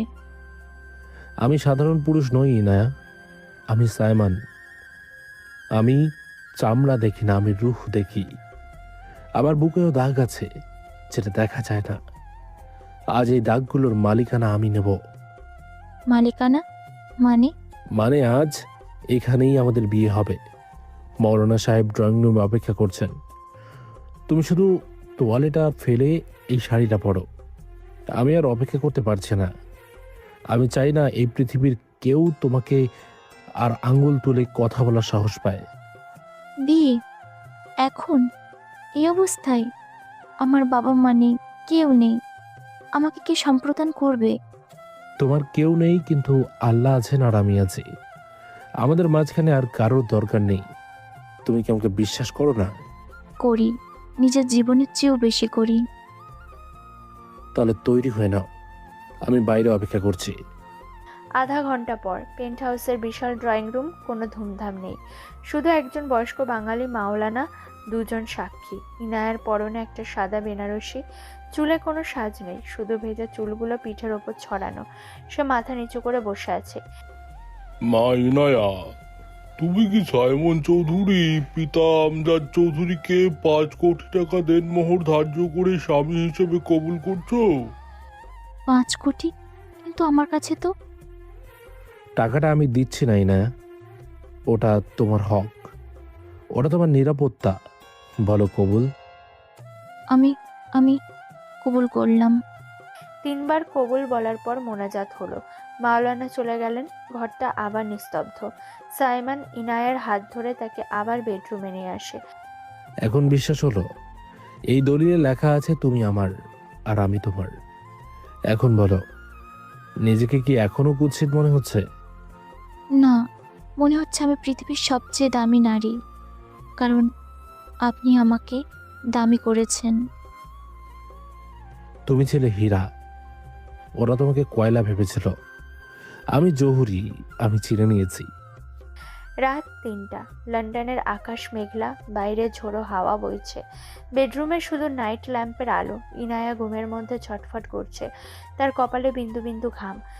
না না, রাত ভাইয়া, মেরো না। আমি সাইমানকে বলে দেব। ছাড়ো আমাকে, আমার হাত ভেঙো না। সাইমান, বাঁচান। সাইমান পাশের সোফায় বসে ইনায়ার দিকেই তাকিয়েছিল। সে ঘুমানোর সাহস পায়নি। ইনায়ার চিৎকার শুনে সে দৌড়ে আসে। ইনায়া বিছানায় উঠে বসে কাঁপছে, চোখ বন্ধ, 2 হাত দিয়ে বাতাসকে ঠেলছে। ইনায়া জান, ইনায়া ওঠো, এটা স্বপ্ন, আমি আছি। সাইমান ইনায়াকে বুকে জড়িয়ে ধরে। ইনায়া ঘোরের মধ্যে সাইমানকে এই রাহাত ভেবে তার বুকে কিল মারতে থাকে। তার নখ সাইমানের ঘাড়ে আঁচড় কাটে। সরো, আমাকে ছোবে না জানোয়ার। আমি তোমাকে ঘৃণা করি। আমার সাইমান আসবে, তোমাকে মেরে ফেলবে। ইনায়া শান্ত হও, এটা আমি, তোমার সাইমান। তাকাও আমার দিকে, চোখ খোলো প্লিজ।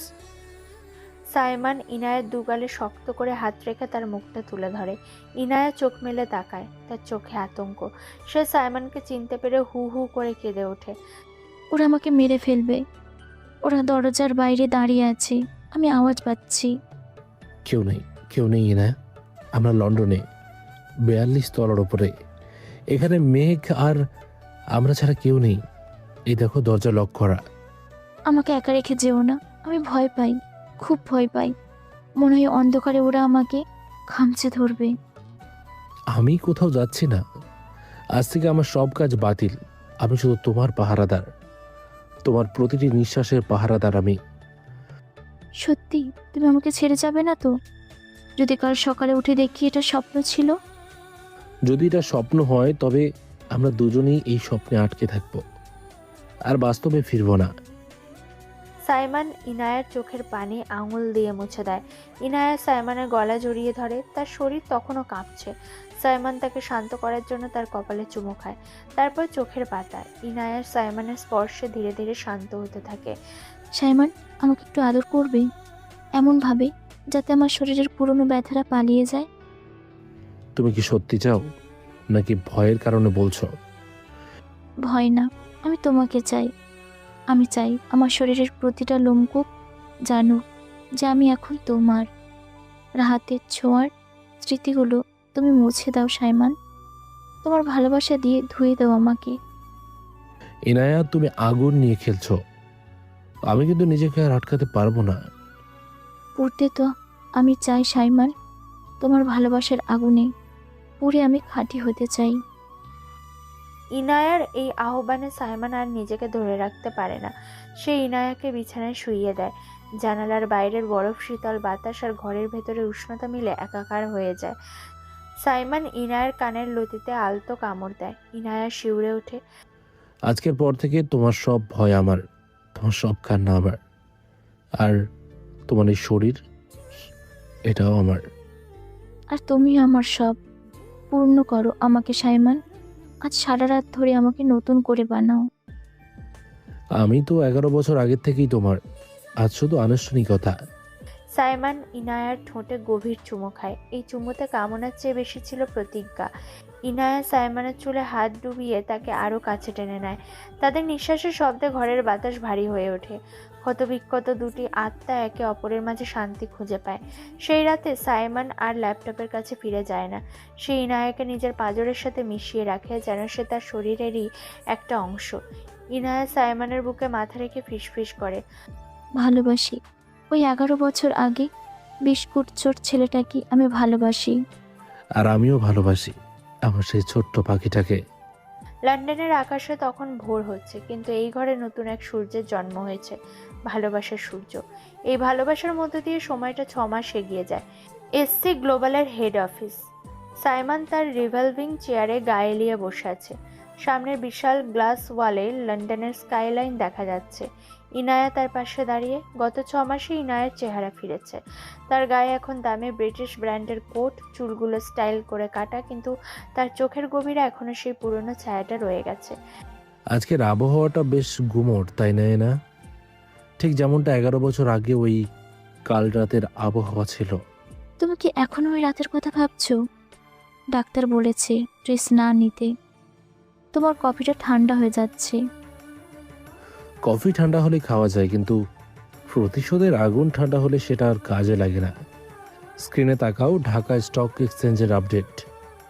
লাল হয়ে আছে সব, মনে কি ধস নেমেছে? ধস নামেনি, আমি নামিয়েছি। চৌধুরী গ্রুপের সব শেয়ার এখন টিস্যু পেপারের চেয়েও সস্তা। আজ সকালেই ব্যাংক ওদের গুলশানের বাড়ি, বনানীর ফ্ল্যাট আর ফ্যাক্টরি সিজ করার নোটিশ পাঠিয়েছে। আমার সিগনেচার করা গ্যারান্টার লেটার আমি গতকাল উইথড্র করেছি। ওরা ওরা এখন কোথায় যাবে? চাচা যান তো হার্টের রোগী। আর রাহাত ভাইয়া?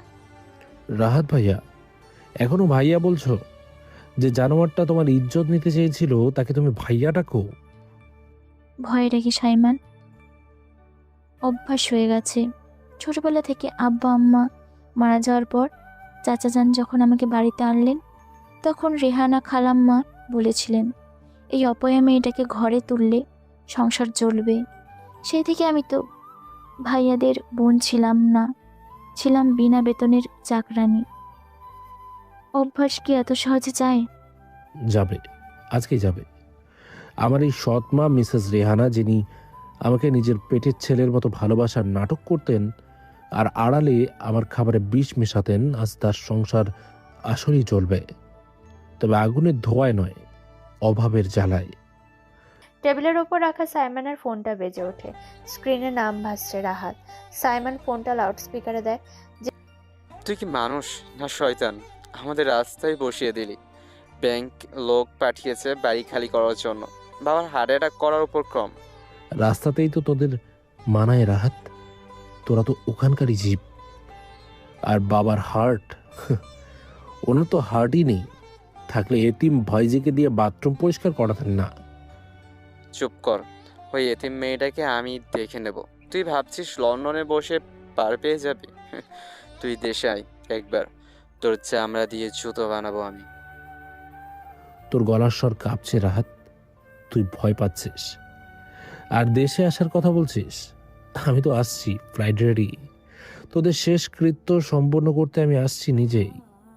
সাইমান, তুমি যাবে না, ওরা তোমাকে মেরে ফেলবে। রাত ভাইয়া গুন্ডা প্রকৃতির মানুষ, ওর কাছে অস্ত্র থাকে। পশুর সাথে লড়তে গেলে পশু হতে হয় ইনায়া। চলো, তৈরি হ।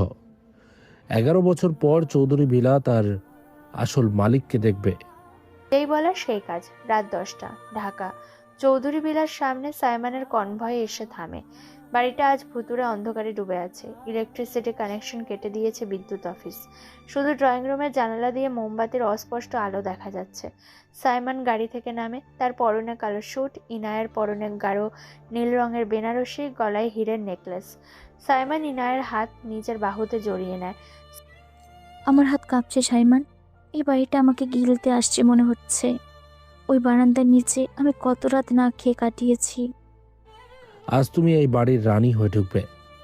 মাথা উঁচু করো, তোমার দিকে কেউ তাকালে সে ভস্ম হয়ে যাবে। স্যার, গেট কি ভেঙে ফেলবো? না, আজ আমি অতিথি নই, দরজা এমনিতেই খুলবে। সাইমন মেইন ডোর ধাক্কা দিতেই সেটা খুলে যায়। ভেতরে ভ্যাপসা গন্ধ। ড্রয়িং রুমে আমজাদ চৌধুরী সোফায় বসে আছেন। পাশে মিসেস রেহানা কাঁদছেন। মিমি ফ্লোরে বসে নখ কামড়াচ্ছে। আর রাহাত রাহাত হাতে একটা মদের বোতল আর পিস্তল নিয়ে পায়চারি করছে। মোমবাতির আলোয় তাদের ছায়াগুলো দীর্ঘ দেখাচ্ছে। এসেছিস? শেষ পর্যন্ত এসেছিস? এলাম তোদের বিদায় জানাতে। কি রেহানা ম্যাডাম, বাতি জ্বালাননি কেন? ছেলের এঙ্গেজমেন্টে তো হাজার হাজার বাতি জ্বালিয়েছিলেন, আজ অন্ধকার কেন? সাইমন, তুই এমন করতে পারলি? আমি না তোর মা, দুধ কলা দিয়ে তোকে মানুষ করলাম, আর তুই? দুধ কলা? হাসি পায় মা। আপনার নিজের ছেলে রাহাত যখন স্কুল থেকে ফিরে বিরিয়ানি খেত, আমাকে দিতেন পচা ডাল আর ভাত। ভুলে গেছেন? আমার মা মারা যাওয়ার 3 মাসের মাথায় বাবা আপনাকে ঘরে তুলেছিলেন। সেদিন থেকেই তো আমি এই বাড়ির পরবাসী। আর ইনায়া, ওর বাবা মা অ্যাক্সিডেন্টে মরার পর আপনারা ওর বাবার সম্পত্তি গ্রাস করে ওকে বানিয়েছিলেন জি, মনে নেই? সাইমন, পুরো কাসুন্দি ঘেটে এলাম নে, বাড়িটা আমাদের দিয়ে দে। আমরা তোর কাছে ভিক্ষা চাইছি। ভিক্ষা তো পাবেন, তবে বাড়ির না, প্রাণের। রাহাত, পিস্তলটা নামিয়ে রাখো, ওটা খেলনা নয়। এটা খেলনা না, সেটা এখনই প্রমাণ করব। সব তোর জন্য হয়েছে। আমার কোম্পানি, আমার স্ট্যাটাস সব শেষ। তোকে মেরে ফেলবো আমি। রাহাত মদ্যপ অবস্থায় টলতে টলতে পিস্তল সোজা করে। ইনায়া চিৎকার করে ওঠে। সাইমান, সরো। ইনায়া নড়বে না। রাহাত ট্রিগার চাপে। গুরুম করে শব্দ হয়। ইনায়া নিজেকে সাইমনের সামনে আড়াল করতে চেয়েছিল, কিন্তু সাইমন বিদ্যুতের গতিতে তাকে এক হাতে ধাক্কা দিয়ে সরিয়ে দেয়। গুলিটা ইনায়ার শরীরে না লেগে সাইমনের বাম কাঁধে বিদ্ধ হয়। রক্ত ছিটকে ইনায়ার ফর্সা গালে আর গলার হীরের নেকলেসে লাগে। সাইমান, না। হায় আল্লাহ, খুন হয়ে গেল রে। উহ, সাইমন একটু টলে ওঠে, কিন্তু পড়ে যায় না। সে নিজের কাঁধের ক্ষতটা হাত দিয়ে চেপে ধরে। আঙুলের ফাঁক দিয়ে গরম রক্ত বের হচ্ছে। ইনায়া সাইমনের পা জড়িয়ে ধরে কান্না শুরু করে। রক্ত? কত রক্ত? তোমরা ওকে মেরে ফেললে? আমি তোমাদের অভিশাপ দিচ্ছি। কান্না থামাও ইনায়া, এটা তো সবে শুরু। সাইমন সোজা হয়ে দাঁড়ায়। তার ঠোঁটে এক পৈশাচিক হাসি, শয়তানের হাসি। গুলি খাওয়ার পরও লোকটা দাঁড়িয়ে আছে, এটা দেখে রাহাতের নেশা কেটে যায়। সে ভয়ে পিছিয়ে যেতে থাকে।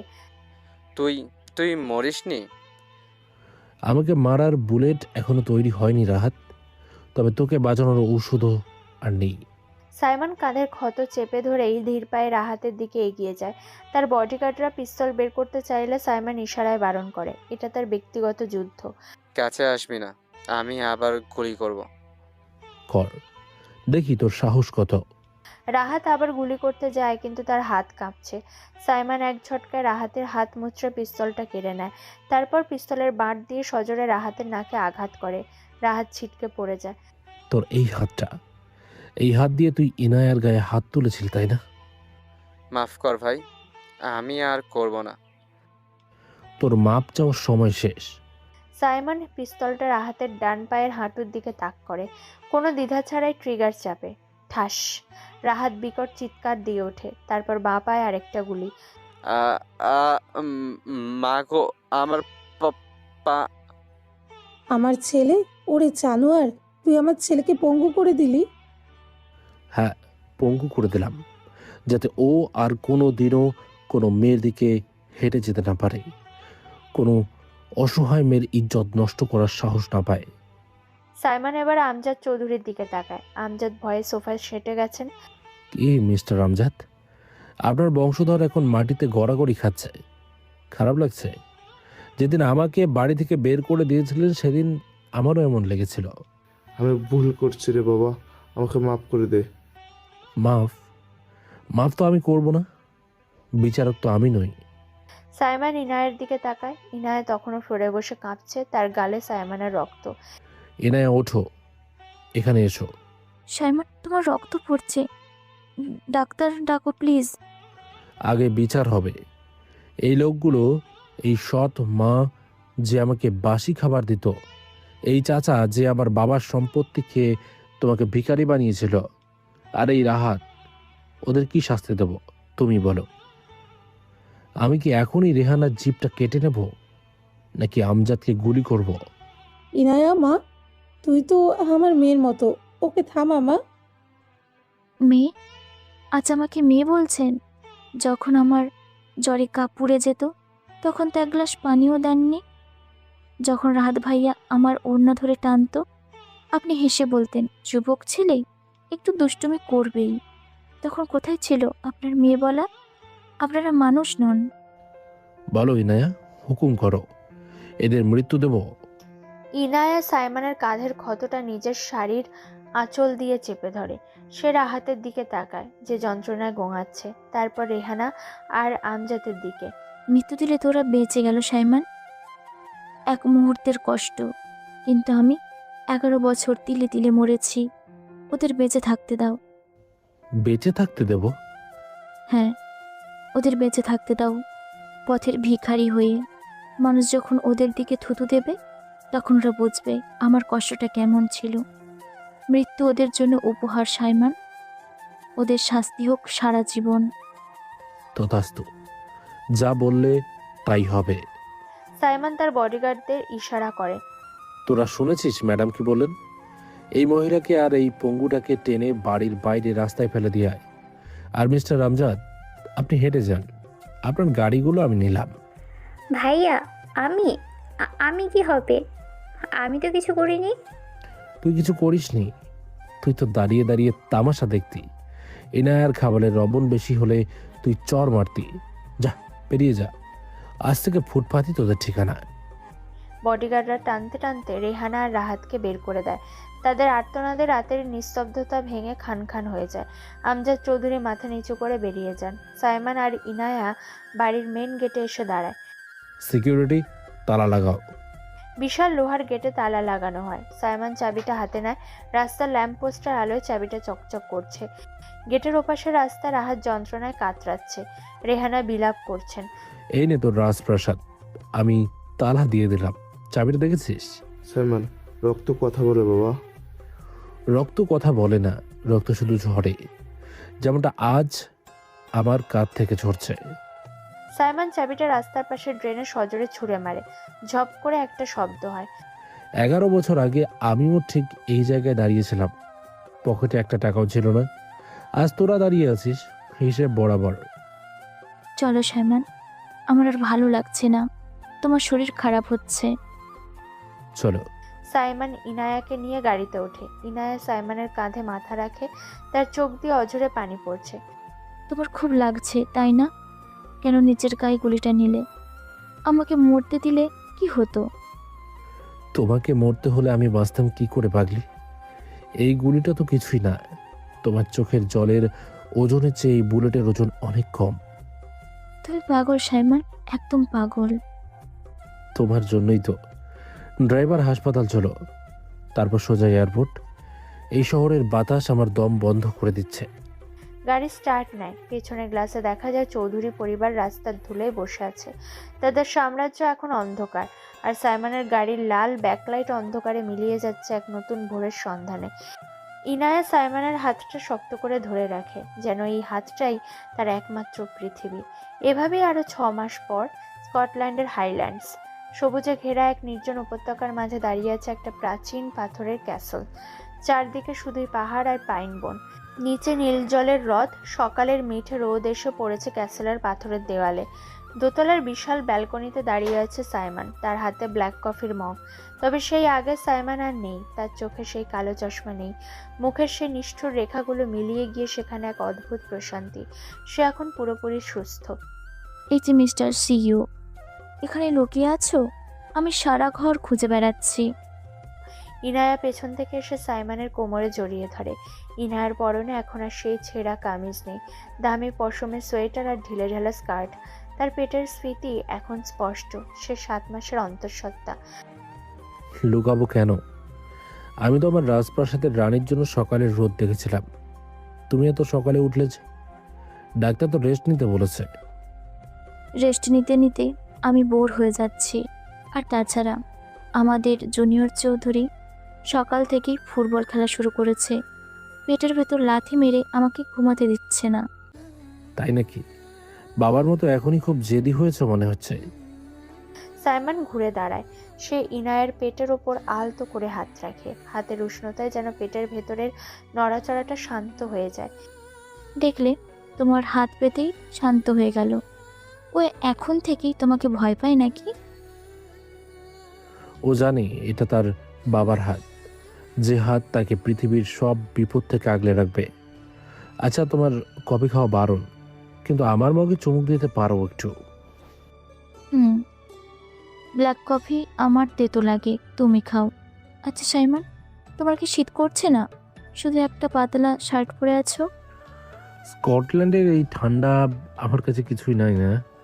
লন্ডনের রাস্তায় 11 বছর আগে যে শীত আমি পেয়েছিলাম, তার চেয়ে এই বাতাস অনেক উষ্ণ। ইনায়া সাইমনের শার্টের বোতামের ফাঁক দিয়ে তার কাঁধের সেই পোড়া দাগ আর গুলির ক্ষতের দিকে তাকায়। গুলির ক্ষতটা শুকিয়ে গেছে, কিন্তু একটা দগদগে দাগ রয়ে গেছে। ইনায়া আলতো করে দাগটার ওপর আঙুল বোলায়। এখনো ব্যথা করে, মাঝে মাঝে দেখি। তুমি হাত দিয়ে চেপে ধরে থাকো। একটু করে, বৃষ্টির দিনে চিনচিন করে, তবে এই ব্যথাটা আমার ভালো লাগে। ভালো লাগে? তুমি কি পাগল সাইমন? ব্যথা করা ভালো লাগে? আমার লাগে, কারণ যতবার এই ব্যথাটা হয় ততবার আমার মনে পড়ে যায় যে আমি তোমাকে রক্ষা করতে পেরেছি। ওই বুলেটটি যদি তোমার গায়ে লাগতোই না, আমি হয়তো বেঁচে থেকেও লাশ হয়ে থাকতাম। এই দাগটা আমার মেডেল, আমার ভালোবাসার সিলমোহর। তুমি বড্ড বেশি কথা বলো আজকাল। আগে তো মুখ থেকে কথাই ফুটতো না। আগে তো শোনার মতো কেউ ছিল না, যে এখন তো আমার শোনার জন্য 2জন মানুষ আছে, তুমি আরও। সাইমন ইনায়ার নাকে আলতো করে টোকা দেয়। ইনায়া খিলখিল করে হেসে ওঠে। এই হাসিতে কোনো ভয় নেই, কোনো সংকোচ নেই। দুপুর গড়িয়ে বিকেল। ক্যাসেলের সামনের লনে একটা বড় ইজি চেয়ারে সাইমন বসে আছে। ইনায়া তার কোলে মাথা রেখে আধশোয়া হয়ে আছে। সাইমন ইনায়ার চুলে বিলি কেটে দিচ্ছে। চারপাশে বুনো ফুলের গন্ধ। দূরের হ্রদের পানিতে হাঁসগুলো সাঁতার কাটছে। সাইমন, একটা কথা জিজ্ঞেস করব, রাগ করবে না তো? করো, তবে যদি জিজ্ঞেস করো আজ দুপুরে বিরিয়ানি কেন রান্না হয়নি, তবে রাগ করতে পারি। ডাক্তারের চার্ট মনে আছে তো? ধুর, সবসময় খাওয়া আর ডাক্তার। আমি সিরিয়াস কথা বলছি। আচ্ছা বাবা, বলো, আমি সিরিয়াস। তুমি যদি সেদিন ফিরে না আসতে, যদি ওই পার্টিতে রাহাত ভাইয়ার ঘর পর্যন্ত না পৌঁছাতে, তাহলে তাহলে আমার কি হতো? প্রশ্নটা শুনে সাইমনের হাতটা থেমে যায়। ইনায়ের চুলের ভেতর তার আঙুলগুলো শক্ত হয়ে আসে। সে কিছুক্ষণ চুপ করে থাকে। বাতাসের শব্দ ছাড়া আর কোনো শব্দ নেই। আমি আসতামই না, আমাকে আসতেই হতো। কিভাবে জানতে? তুমি তো মিটিংয়ে ছিলে। জানি না, হয়তো রক্তের টান, হয়তো আত্মার টান, কিন্তু ওই মুহূর্তে আমার মনে হয়েছিল আমার বুকের পাঁজর কেউ ভেঙে ফেলছে। আমি জানতাম আমার পাঁজরের হার অর্থাৎ তোমাকে আমি ওই নরকপুরীতে রেখে এসেছি। তোমাকে ছাড়া আমি অসম্পূর্ণ ছিলাম না, আমি আসতামই। সবাই বলে তুমি ভিলেন। পেপারে লিখেছিল তুমি নাকি নিজের ভাইকে পঙ্গু করে দিয়েছ, বাবাকে রাস্তায় নামিয়ে দিয়েছ। মানুষ তোমাকে নিষ্ঠুর বলে সাইমান। বলুক, পৃথিবী আমাকে ভিলেন ভাবুক, তাতে আমার কিচ্ছু যায় আসে না। নায়করা নিয়ম মেনে চলে আর ভিলেনরা নিজের নিয়ম তৈরি করে। আমি আমার নিয়ম বানিয়েছি তোমাকে রক্ষা করার জন্য। কিন্তু আমার ভয় হয় আমাদের সন্তান যদি তোমাকে ভুল বোঝে। ভুল বুঝবে না। পৃথিবীর কাছে আমি ভিলেন হতে পারি, খুনি হতে পারি, নিষ্ঠুর ব্যবসায়ী হতে পারি, কিন্তু তোমার কাছে আর আমাদের সন্তানের কাছে? আমাদের কাছে তুমি শুধুই আমাদের সাইমান, আমার সেই অভিমানী, জেদি আর বড্ড আদুরে সাইমান। ইনায়া সাইমানের গাল দুটো টেনে দেয়। সাইমান ইনায়ার হাতের তালুতে চুমু খায়। জানোই না, 11 বছর আমি আয়নায় নিজের দিকে তাকাইনি। নিজেকে ঘৃণা লাগতো, মনে হতো আমি অপদার্থ, তোমাকে রক্ষা করতে পারিনি। কিন্তু এখন যখন তোমার চোখে নিজের ছায়া দেখি, তখন নিজেকে ভালোবাসতে ইচ্ছা করে। তুমি কি জানো, তুমি যখন আমার দিকে তাকাও আমার মনে হয় আমি পৃথিবীর সবচেয়ে সুন্দরী নারী, অথচ আমার পিঠে দাগ, হাতে দাগ। চুপ, একদম চুপ। ওই দাগগুলোর কথা আর কখনো বলবে না। ওগুলো তোমার নকশা, আমার ব্যক্তিগত মানচিত্র। আমি ছাড়া ওই মানচিত্র পড়ার অধিকার কারণ নেই। খুব রোমান্টিক হওয়া হচ্ছে তাই না? ডাক্তার কিন্তু বলেছে বেশি উত্তেজনা ভালো না। ডাক্তার বলেছে স্ট্রেস নিতে না, রোম্যান্স করতে বারণ করেনি। আর তাছাড়া আমার বউকে আমি আদর করবো, তাতে ডাক্তারের কি? সাইমান ঝুঁকে ইনায়ের কপালে আর চোখের পাতায় চুমু খায়। ইনায়া চোখ বন্ধ করে ফেলে, তার গাল লজ্জায় লাল হয়ে ওঠে। ছাড়া তো কেউ দেখে ফেলবে। ওই দেখো মালি চাচা কাজ করছে। করুক, স্কটল্যান্ডে কেউ কারোর দিকে তাকায় না। আর তাকালে দেখুক সাইমন চৌধুরী তার পৃথিবীকে কতটা ভালোবাসে। বিকেল গড়িয়ে সন্ধ্যা নামছে। আকাশের রং এখন কমলা আর বেগুনি। ঠান্ডা বাতাস বইছে। সাইমান ইনায়াকে একটা গরম শাল পরিয়ে দিয়ে লেকের ধারের রাস্তায় নিয়ে এসেছে হাঁটতে। ইনায়া সাইমানের হাত শক্ত করে ধরে হাঁটছে। জায়গাটা খুব সুন্দর তাই না সাইমান? মনে হয় যেন রূপকথার দেশ। রূপকথার চেয়েও সুন্দর, কারণ রূপকথায় রাজকুমারীরা ঘোড়ায় চড়ে আসে, আর আমি এসেছি রেঞ্জ রোভারে চড়ে, হাতে পিস্তল নিয়ে। তুমি না। হাঁটতে হাঁটতে ইনায়া হঠাৎ থমকে দাঁড়ায়। সে লেকের পানির দিকে তাকায়। পানিতে তার দুজনের ছায়া পড়েছে। সাইমান মনে আছে 11 বছর আগে যেদিন তুমি চলে যাচ্ছিলে, আমি গেটের কাছে দাঁড়িয়েছিলাম, বৃষ্টি পড়ছিল খুব। মনে আছে তোমার চোখের পানি বৃষ্টির সাথে মিশে যাচ্ছিল। তুমি আমার হাত ধরে বলেছিলে, ভাইয়া যেও না। আর তুমি বলেছিলে কাঁদবে না পাখি, আমি ফিরে আসব। তুমি কথা রেখেছো সাইমান, তুমি ফিরে এসেছো। দেরি করে ফেলেছিলাম তাই না? দেরি হোক, তবুও তো এসেছো। অনেকে তো আর আসেই না। শোনো, তোমাকে কিছু দেওয়ার আছে। কি? আবার কোনো হীরের গয়না? আমার আর গয়না লাগবে না সাইমান, তুমি আছো, এটা আমার সেরা গয়না। এটা হীরা জহরত না, তার চেয়েও দামি। সাইমান তার ওভারকোটের পকেট থেকে একটা ছোট মখমলের বক্স বের করে। ইনায়ের চোখ চকচক করে ওঠে। সে ভাবে হয়তো আংটি। সাইমান বক্সটা খোলে। ভেতরে কোনো হীরার আংটি নেই, আছে একটা পুরনো রং চটে যাওয়া ভাঙা প্লাস্টিকের পুতুল, এক হাত ভাঙা। এটা তো চিনতে পারছো? আমার পুতুল, যেটা আমি তোমাকে দিয়েছিলাম যেদিন তুমি চলে যাচ্ছিলে। বলেছিলাম এটা রাখো, তোমাকে একা লাগবে না। তুমি এটা ফেলে দাওনি? ফেলবো কি করে? লন্ডনের রাস্তায় যখন ক্ষুধায় পেট জ্বলতো, তখন এই পুতুলটার দিকে তাকিয়ে অনেক গল্প করতাম। এক হাত ভাঙা। ইনায়েত দু চোখ দিয়ে ঝরঝর করে পানি পড়তে থাকে। সে পুতুলটা হাতে নেয়। 11 বছর আগের সে ছোট্ট স্মৃতি আজ এত বড় হয়ে ফিরে এসেছে। তুমি আমাকে এতটা ভালোবাসো সাইমান, আমি তো জানতামই না। ভালোবাসি কিনা জানি না, তবে তুমি ছাড়া আমার অস্তিত্ব নেই এটা জানি। তুমি আমাকে অপেক্ষা করতে শিখিয়েছই না। এখন সারা জীবন আমি তোমাকে আগলে রাখবো। এই পুতুলটার মতো ভাঙা হলেও আমি তোমাকে বুকের মাঝে রাখবো। সাইমন। ইনায়া সাইমনের বুকে ঝাঁপিয়ে পড়ে। সাইমন তাকে দুহাতে জড়িয়ে ধরে শূন্যে ভাসিয়ে নেয় একটু, তারপর নামিয়ে তার কপালে নিজের কপাল ঠেকায়। আর কখনো কাঁদবে না পাখি, তোমার চোখের পানির দিন শেষ, এখন শুধু হাসবে। আমাদের গল্পের শুরুটা কষ্টের লেখা ছিল, কিন্তু শেষটা আমরা সুখ দিয়ে লিখব। আমাদের গল্প শেষ হবে না সাইমন, আমাদের গল্প তো এই মাত্র শুরু হলো।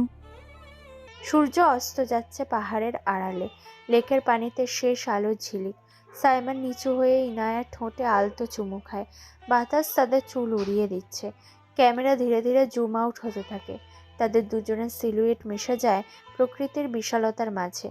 ব্যাকগ্রাউন্ডে বেজে ওঠে এক বিষাদ মাখা কিন্তু বিজয়ের সুর।